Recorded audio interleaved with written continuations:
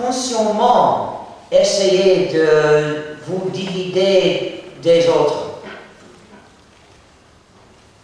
Mais, ayant compris cet argument, ce que vous devez faire est éviter la situation.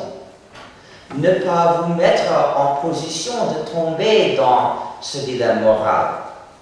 Et vous pouvez le faire par ne pas utiliser ce programme. Si vous n'utilisez pas ce programme, vous ne risquez pas d'avoir un dilemme moral. Et c'est ça qu'il faut faire. Ayant compris le sujet éthique, il faut toujours refuser les programmes propriétaires. Il faut vous limiter au programme libre, comme je le fais moi-même. Et je le fais pour cette raison-ci, parce que je ne veux pas agir de manière qui n'est pas éthique. Je ne veux pas être un mauvais voisin et refuser de partager les programmes avec les gens. Je ne veux pas non plus que mes voisins soient tentés à signer des contrats de ne pas coopérer avec moi. Parce que j'ai besoin de mes voisins. Je ne vis pas seul, je ne suis pas une île, comme personne ne l'est. J'ai besoin de vivre dans une société où les gens sont préparés à m'aider parfois. Et donc je dois être d'accord à leur aider parfois. Si je fais la promesse de ne pas aider le voisin, qu'est-ce que j'ai fait? J'ai rompu la solidarité sociale. Et la société ne dure pas comme ça. Le recours le plus important, la ressource le plus importante de n'importe quelle société, c'est l'esprit de bonne volonté, l'esprit d'aider le voisin. Pas toujours, bien sûr. Personne ne passe plein de temps à aider en chaque moment un voisin. On peut parfois dire non, il y a d'autres choses dans la vie, mais il faut des fois dire oui. Et l'esprit d'aider le voisin fait la différence entre une société vivable et les gens. Ce n'est pas par hasard que les religions majeures du monde ont promu depuis quelques mille années l'esprit de bonne volonté, l'esprit d'aider les autres. Qu'est-ce que ça veut dire donc quand les institutions sociales importantes disent qu'il ne faut pas aider le voisin? C'est empoisonner ses ressources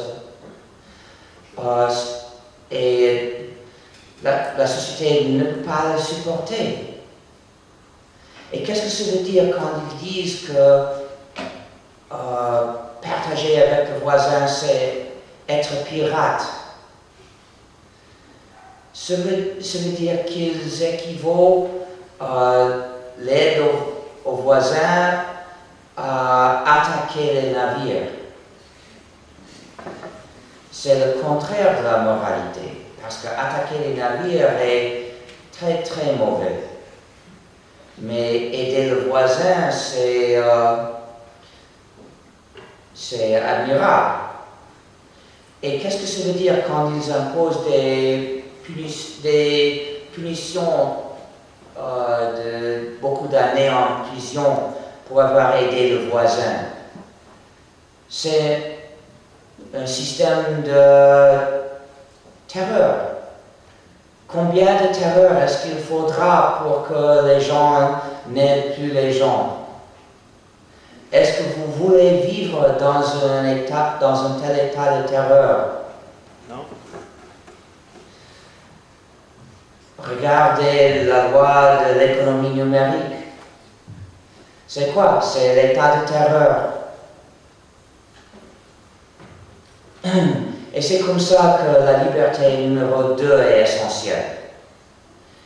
C'est la liberté qui permet la vie éthique, la vie de voisins avec des voisins dans une communauté. Le logiciel propriétaire est distribué de manière à maintenir les utilisateurs dans un état de division et impuissance. Division parce qu'ils sont interdits de partager l'un avec l'autre, et impuissance parce que chacun est incapable de changer le programme qu'il utilise.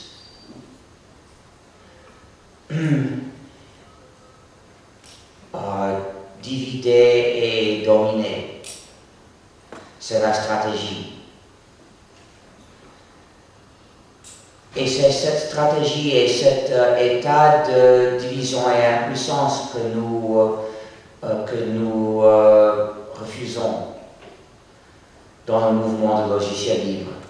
C'est un mouvement pour vivre dans la liberté, dans une communauté. Un mouvement pour la liberté d'avoir une communauté. Souvent, nous pensons que la liberté et les devoirs vers la communauté sont des choses opposées. Mais dans ce contexte, ces choses sont du même côté. Et de l'autre côté, il y a la domination par les développeurs, par les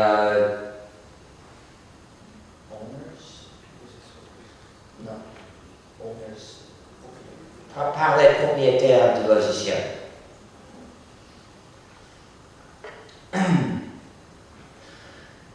Dans les années 80, j'ai pensé à ce sujet et je suis arrivé en 83 environ que le logiciel propriétaire est moralement insupportable, que c'est un système injuste qui doit être remplacé sur le plan social.